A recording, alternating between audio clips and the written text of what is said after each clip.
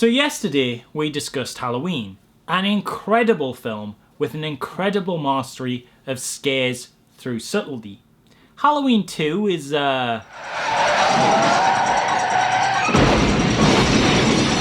not quite as subtle.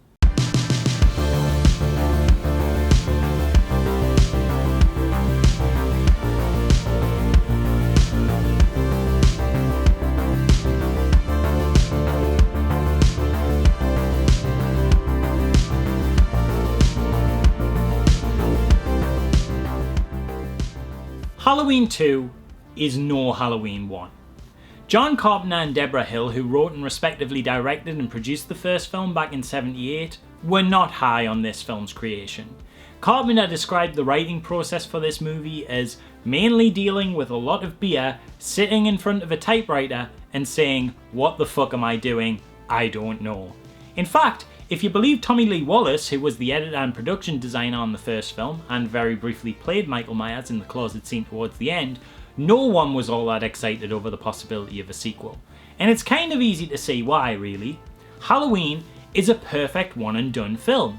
It is a complete story from beginning to end. Its closing moments, with the killer escaping and his heavy breath lingering over the image of the different homes he struck, could be seen as sequel bait, I suppose, but really it was made to be terrifying in its ambiguity.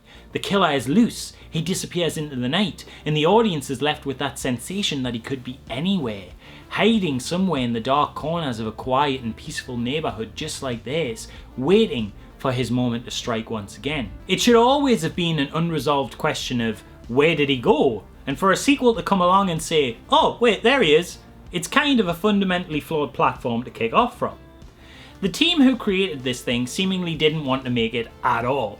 Carpenter even refused to direct, wanting to remove himself as much as possible from the creative process, having said, I made that film once, I really didn't want to do it again. He couldn't even give the job away at first, having offered it to his previously mentioned editor Tommy Lee Wallace, who, despite the huge opportunity this would have been for him in getting to make his directorial debut on millions of dollars of budget and an almost guaranteed financial hit being a franchise sequel to an already massive success story, was still just like, nah John, appreciate it, but you're alright dude, I'll pass. Eventually, they did find a director in the inexperienced Rick Rosenthal, whose only previous credits included some soap opera episodes. He got the job because of a short film called The Toya he made while a student. And you know, credit to him, this film isn't amazing, but for a first effort for a soap opera director chosen for a student short, it's not bad.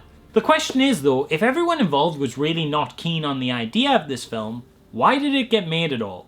And for that, we once again have to give the answer we give for a lot of the times we ask that question. Money. Irwin Yablans, who produced the first Halloween, was keen to make a sequel, since the first film had proved such a huge financial success. And as John Carpenter says in the documentary In Search of Darkness, while he didn't want to do Halloween 2 at all, he knew that if he didn't, they'd just do it without him. So he'd rather at least be involved in some way. So he and Deborah Hill threw together a script, one that apparently Yablans was disappointed by, calling it pedestrian and predictable. But who gives a fuck, right? There's money to be made. Let's take these drunken half-thoughts of reluctant writers, miserable with their work, and go make millions of dollars off of it. So, with a half-cocked script and a filmmaking team who'd rather be at home, how did this film that writer John Carpenter would later refer to as an abomination turn out? Well, honestly, you'd be surprised. For a film that probably never should have existed, it's not that bad. Following in the immediate aftermath of the first film's ending, where Michael was shot by Dr. Loomis and falls from a balcony before escaping, Michael now wanders the neighbourhood as reports of his escape broadcasts on the local news stations. He enters a home to steal a kitchen knife and immediately carries on where he left off, continuing his kill streak by murdering a girl next door. Meanwhile, Laurie Strode is taken to hospital, and Loomis and the sheriff immediately jump back onto the streets to hunt the killer. At one point, Loomis thinks he sees Michael, but it's just a kid, Ben Tramer, a character very briefly mentioned in the first film as being someone main girl Laurie is alluded to having a crush on, in an extremely coincidentally similar costume to the killer. Bit far-fetched. It's not like a Michael Myers costume would be a thing in this universe you could buy at a store, even in a tasteless costumes that's based on real life sense, since this is set the first night of Michael's escape. So I'm really not sure what Ben is supposed to be costumed as for Halloween here. Like, white man in boiler suit? I don't know, but whatever, we'll go with it. Anyway, Loomis's mistake causes a cacophony of confusion, which results in this happening.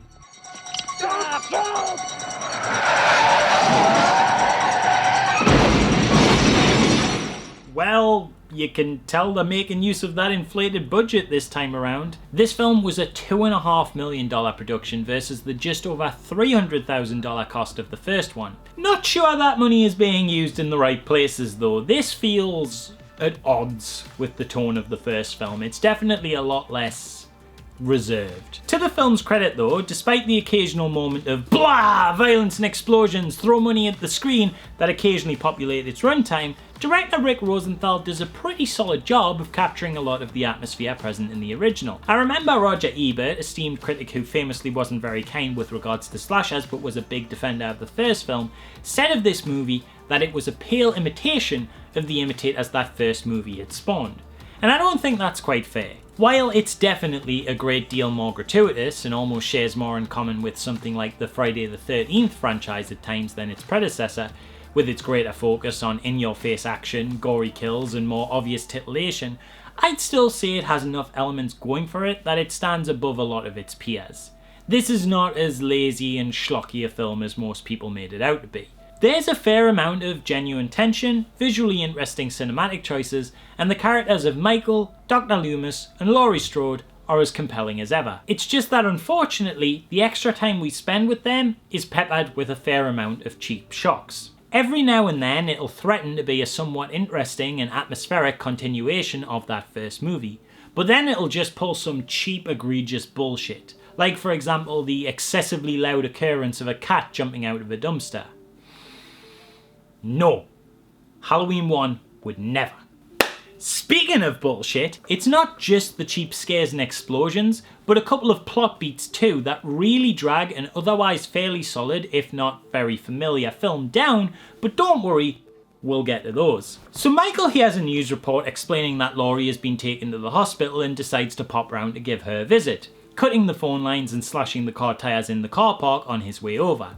On his hunt for Laurie, he kills a bunch of the hospital staff, with this poor, undeserving nurse getting one of the most excessive deaths of the entire franchise, having her head repeatedly dunked into scalding hot water and being boiled alive. And we also get one of the most accidentally comical instances of injury, when this guy, Jimmy, a paramedic with a bit of a thing for new inpatient Laurie, finds a body Michael has left behind before slipping in her blood and knocking himself unconscious. Alright, meanwhile, back on Loomis's hunt, he finds out that Michael broke into an elementary school and wrote Samhain in blood on the chalkboard, which Loomis hypothesizes connects Michael to the occult, and this is suggested to be an explanation for why he's so invulnerable. No, this is, to put it bluntly, so dumb. Just an absolutely pointless addition of lore to a character who works specifically because we don't understand him.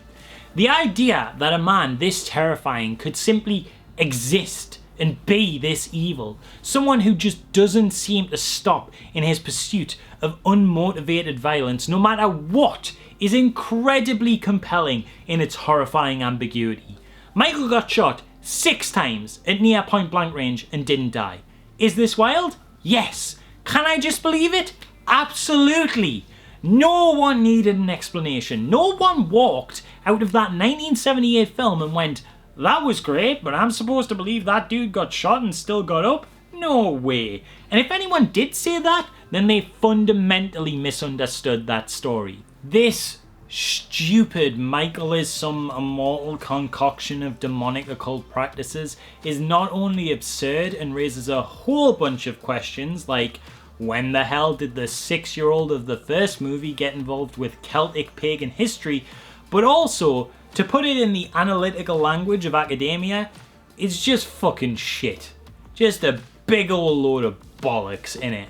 This completely detracts from Michael's mystique. The man is terrifying because aside from a very slightly cinematic touch of a seemingly excessive strength and ambiguous invulnerability, he's completely grounded in reality. This horrifying human, this innate evil that we cannot comprehend, could quite possibly exist, because ultimately, he's just a mute man in a mask with an unexplainable bloodlust. To attach some ridiculous notion of some kind of supernatural witchcraft to him is to undo all of that. He's no longer grounded in realism, he is entirely a product of pure fiction. He's no longer frighteningly real, he's a fairy tale, something that could only exist in stories. This totally undermines the character, and after this moment, I fully believe John Carpenter when he suggests he wrote this thing while drunk. Not to linger on this for too long though, we immediately follow this nonsense bullshit up with yet even more nonsense bullshit. After Loomis is told by his colleague Marion that he has to abandon his search on Governor's orders, he is escorted back to Smith Grove along with Marion by a US court-martial. While sat in the back of the car, Marion informs him that new information has come to light on the Michael Myers patient. It turns out that Laurie Strode is Michael's younger sister, who was put up for adoption and given a name change after Michael's parents died in a crash, and the records on this were previously sealed to protect the family but have now been released, and Loomis realizes that Michael's reasoning for coming back to Haddonfield is that he killed one sister and now he wants to kill another. No! I'm grateful that the film chooses to get its most egregious bullshit out of the way in rapid fire, but this Laurie as Michael's sister plotline might be even more of a terrible misstep than the occult stuff. Again, this raises so many questions if you even stop to think about it for a second. For one, how? How the fuck could Michael possibly know that Laurie Strode is his sister? Like, sure, okay, we'll believe that he had another younger sibling during the events of the first film. Whatever, let's say we go with that. There was a young kid somewhere in this family who just wasn't on screen during that first film's first murder.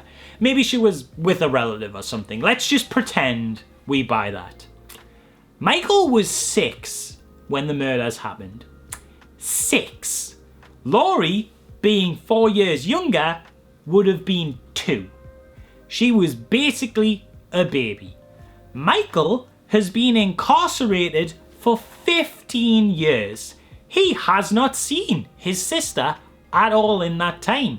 He does not know about the adoption. He does not know about the name change. He does not know what Laurie, who he last saw as a baby, could possibly look like now. How in the fuck would Michael not only know that this girl, a fully grown 17-year-old that he last saw as a baby, who has a completely different name to his sister, and who the records on revealing any of this information were sealed away, how would he know that Laurie is his sister to even be obsessed with her in the first place? Also, how, even if he did know that Laurie was adopted and had her name changed, which we have no reason whatsoever to believe that he did, but let's just assume that's the case, how did he know that it was by a family still in Haddonfield? She could have been moved anywhere. And speaking of, what a mad coincidence that Laurie was adopted by a family 3 doors down from her old murder house. Come the fuck on. I am not one to kind of hammer in on this plot holy stuff. This isn't Cinema Sins, that's not what we're here for. I could honestly forgive all of this nonsense if it made for something thematically interesting, but the reason I'm so bothered about how borderline intelligence insulting this plot point is because not only does it ask us to believe something quite impossible within the context of the narrative, it is also thematically detracting. The thing that's really bullshit with this point is not that Laurie being his sister doesn't make sense. It's that once again, much like the occult stuff, it undermines the themes and ideas that surround the character of Michael. As I've already said, Michael is terrifying because his violent acts are seemingly random. His motivations can't be understood. He could strike anyone and everyone with no rhyme or reason, and seemingly without even drawing any emotions from his horrendous acts. That's terrifying. The only thing scarier than horrific violence is senseless horrific violence. But nah, Michael's just a sister killer. I mean, it's significantly less scary. I mean, for a start, I'm not his sister. You're not his sister. If this dude were real now, so long as we kept out the way of him and his familial issues, we're all in the clear. In Carpenter and Hill's defense, they also hate this plot point. Carpenter has even called it silly and foolish. It was never planned so much as conceived, as Carpenter put it, purely as a function of having decided to become involved in the sequel to the movie, where I didn't think there was really much of a story left. And I get it. It feels like a revelation that justifies a sequel's existence, as bad as that revelation is. As without it and the dumb occult stuff, the movie is simply just more of the same. There's nothing for Michael to do here but keep stalking and keep killing. But honestly, that would have been better, because now he's still doing that, he's just doing it as a far less interesting, far less scary, and far too contrived and over-explained being with almost none of the mystique he once had. The rest of the film plays out exactly as you'd expect. That's not to say the rest of it's bad exactly, it never makes any complete asspulls again, it just jumps into the familiar territory of a slowly stalking Michael trying to kill Laurie, taking out anyone he bumps into along the way, often in a more gratuitous and brutal manner than we're used to, and this time with a setting change of the hospital instead of a house, before Loomis shows up and gives him his final confrontation, and in one self-sacrificial moment puts an end to the monster by using up some of that extra budget to give him a big explosive ending, using both gas and a lighter to blow the two of them up together. The third act really isn't without merit. It's got some really good stuff in it. I love a lot of the lighting choices, and there's some really memorable visuals. An injured Michael drawing dark bloody tears down his emotionless pale mask face is a particularly awesome example. And it's a fair bit suspenseful. Not as much as Halloween 1 of course, but essentially it's like that film with the volume turned up. It's Halloween with a bit more popcorn blockbuster stylings. It's honestly pretty entertaining, and I'd even go so far as to say I had a good time with this section of the movie. In fact, I'd go so far as to say I had a good time with a lot of the movie. Yes, it pulls some cheap tricks, yes it's more gratuitous but not in a way that really provides any merit, and yes it has those two ridiculously ill-advised plot revelations that for me are the worst part of the film and really bring it down. And no, it simply is not anywhere near as well crafted, well directed, or just generally as good as that first one. But ignoring all of that, and I do realise that is a lot to ignore, it's a solid B tier slasher flick. It might be a huge step down in quality from what they originally gave us, but it's honestly a lot better than a good amount of its contemporaries. Given the option between this and something like one of the many slashers that haunted 80s VHS bargain bins, I'd always go with this. I still think it's got more creativity and stronger direction and performances than like 90% of the Friday films, but they never pretended to be anything more than a fun bit of schlock. Halloween 2 though is a sequel to one of the greatest horrors of all time, and my God does that hurt it. Perhaps if it wasn't attached to such a prestigious name, I might have just enjoyed it for the fun little slasher flick it was and not been so bothered by its missteps. But then again, if it was that, it probably wouldn't have had anything close to the same budget, never have been seen by anywhere near the same amount of people, and faded into obscurity as nothing more than another Halloween ripoff. So, it is what it is. A decent bit of entertainment, hindered by the legacy it follows. Do I recommend it? Honestly, yeah. I really despise the plot revelations and its cheap tricks do hurt it, but just taking it as a slasher film, it's got a decent atmosphere, great acting, great visuals and great characters, even if one of them has his mystique ruined.